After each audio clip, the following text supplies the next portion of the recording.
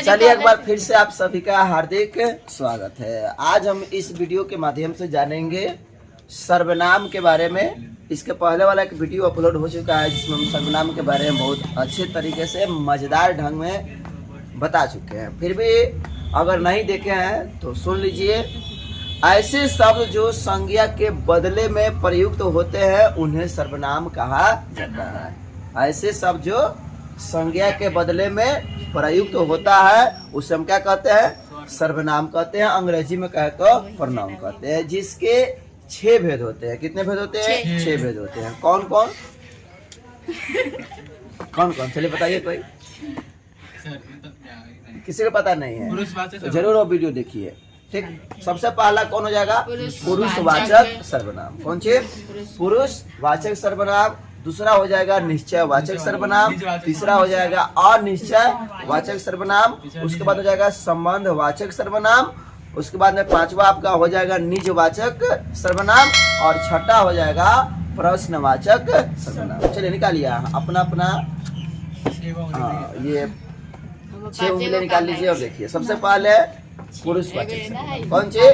पुरुषवाचक। दूसरा क्या हो जाएगा? निश्चयवाचक सर्वनाम। तीसरा अनिश्चयवाचक सर्वनाम। चौथा हो जाएगा आपका संबंधवाचक सर्वनाम। पांचवा क्या हो जाएगा? निजवाचक सर्वनाम और छठा क्या हो जाएगा? प्रश्नवाचक सर्वनाम। चलिए तो उसी कड़ी में हम आज जानेंगे पुरुषवाचक सर्वनाम के बारे में कि पुरुषवाचक सर्वनाम किसे कहते हैं या क्या होता है। देखिए, पुरुषवाचक सर्वनाम के बारे में कहा जाता है कि जिस सर्वनाम से कहने वाले, ध्यान रखेंगे, कहने वाले और सुनने वाले या जिसके बारे में कुछ कहा जाए। 3 फैक्ट याद रखेंगे। कहने वाले, बोलने वाले या जिसके बारे में कुछ कहा जाए या सुनने वाले। ठीक, 3 फैक्ट।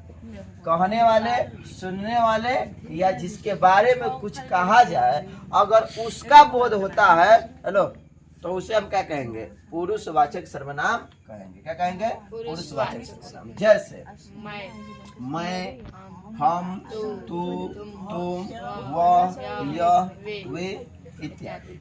ठीक, अब इसे भी 3 भागों में बांटा गया है। पुरुषवाचक सर्वनाम को कितने भागों में बांटा गया है? 3 भागों में बांटा गया है। कौन कौन? तो उत्तम पुरुष, मध्यम पुरुष, अन्य पुरुष। कौन कौन? उत्तम पुरुष, मध्यम पुरुष, अन्य पुरुष। अंग्रेजी में इसको अगर कहा जाए तो एक होता है फर्स्ट पर्सन, एक होता है सेकेंड पर्सन और एक क्या होता है? Third person.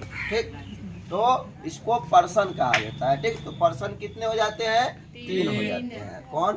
First person, second person और थर्ड पर्सन। तो बात हम लोग करते हैं। ठीक, सबसे पहले उत्तम पुरुष यानी अंग्रेजी में कहे तो फर्स्ट पर्सन। देखिए, उत्तम पुरुष किसे कहेंगे?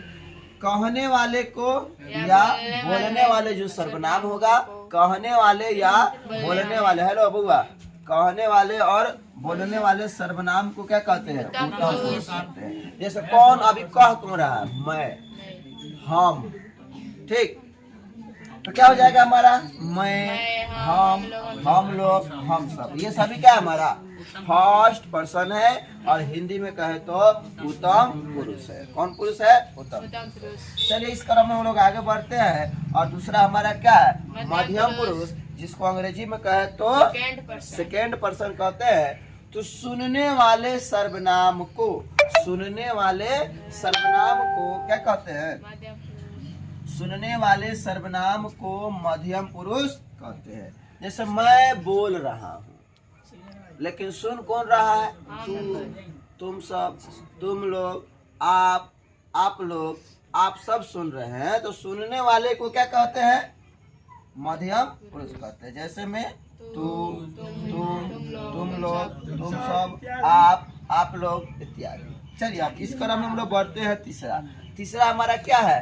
अन्य पुरुष या थर्ड पर्सन।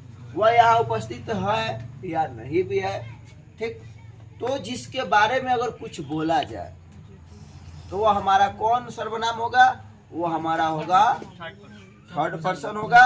जैसे हम कह रहे हैं वो राम है। कौन? ठीक, ये किसी दूसरे के बारे में कहा जा रहा है। वह हो जाएगा, यह हो जाएगा, जैसे में क्या हो जाएगा, यह, वह, वे लोग, वे सब इत्यादि। ठीक, तो समझ में आ गया होगा। सर्वनाम के कितने भेद होते हैं? कुल 6 भेद होते हैं। कितने भेद होते हैं? 6। ठीक, उसके अलावा पुरुषवाचक सर्वनाम के कितने भेद? कौन कौन? उत्तम पुरुष, उत्तम पुरुष, मध्यम पुरुष, अन्य पुरुष। अंग्रेजी में कहे तो first person, second person, third person. चलिए फिर हम अगले वीडियो में मिलेंगे।